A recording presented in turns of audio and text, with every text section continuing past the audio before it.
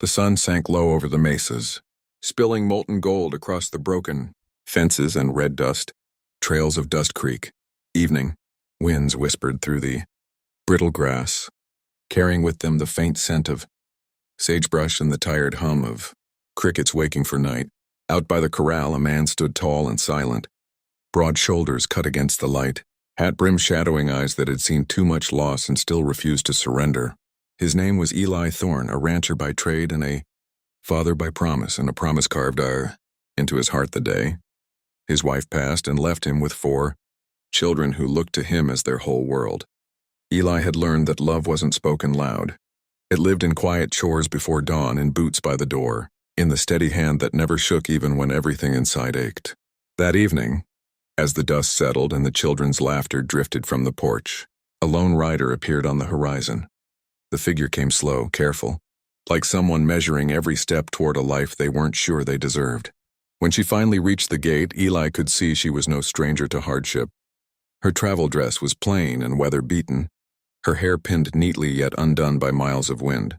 She dismounted without a word, her gloved hands trembling just slightly as she untied her bag. "You the rancher looking for help?" she asked, her voice soft but steady, eyes never quite meeting his. Eli studied her a moment, then nodded. "Reckon I am." "You got a name, ma'am?" She hesitated. Clara Bennett." The children peeked from the porch, curious as prairie dogs. The youngest, little June, clutched a rag doll to her chest while the boys nudged one another, whispering about the lady who rode alone. Clara smiled shyly at them, though something about her gaze carried a quiet ache. A woman who had known what it meant to want and to lose. Eli motioned toward the house. "You best come in.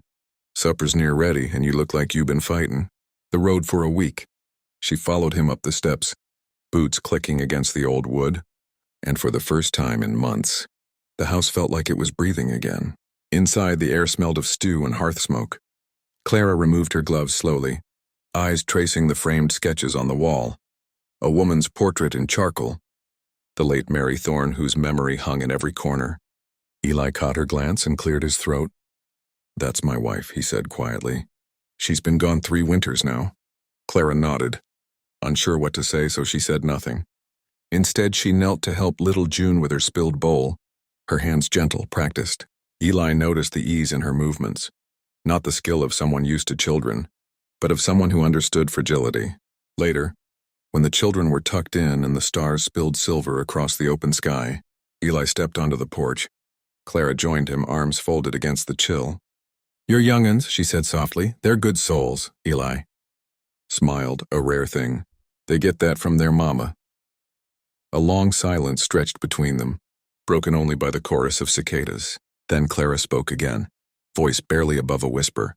"Mr. Thorne, there's something you should know, before you decide to keep me on." He turned, studying her face in the half-light. "All right," he said simply. Clara swallowed hard. "I can't have children." For a heartbeat, neither spoke. The confession hung heavy in the warm night, raw and trembling like a bird afraid to land. Then Eli's smile returned. Not the polite kind, but something deep, steady, almost relieved. "Good," he said softly, tipping his hat back. "I've got enough kids for both of us." Clara blinked, unsure if she'd heard right. But when she met his eyes, there was no pity there, only understanding, the kind that heals without asking permission. The wind shifted, carrying laughter from inside the cabin, and for the first time in years, Clara felt the world stop running away from her. That night she lay awake in the small guest room, listening to the rhythm of the ranch, the rustle of wind through chinks in the wall, the soft creak of Eli's boots as he checked the barn one last time, the hushed sigh of a family that somehow already felt like her own. She thought of the road she'd left behind, a trail of empty promises, doctors' whispers, and a husband who couldn't love what he didn't understand, the ache of being called broken. And now here, in the middle of nowhere, a cowboy had looked at her like she wasn't broken at all. Morning came with the scent of coffee and the sound of laughter from the kitchen. Clara rose, smoothed her dress, and stepped into the light. The children were arguing about who'd get the first pancake, and Eli was pretending to scold them while burning the second batch. He looked up and grinned sheepishly. "Reckon I ain't much of a cook." Clara laughed.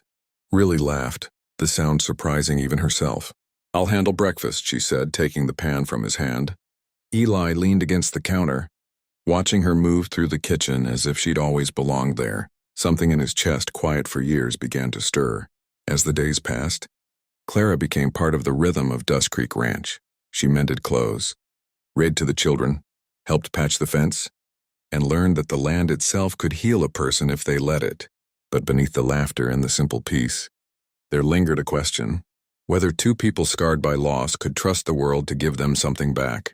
And yet every evening when the sun bled into the horizon and Eli would lean on the porch post watching her with the kids, the answer already felt written in the air.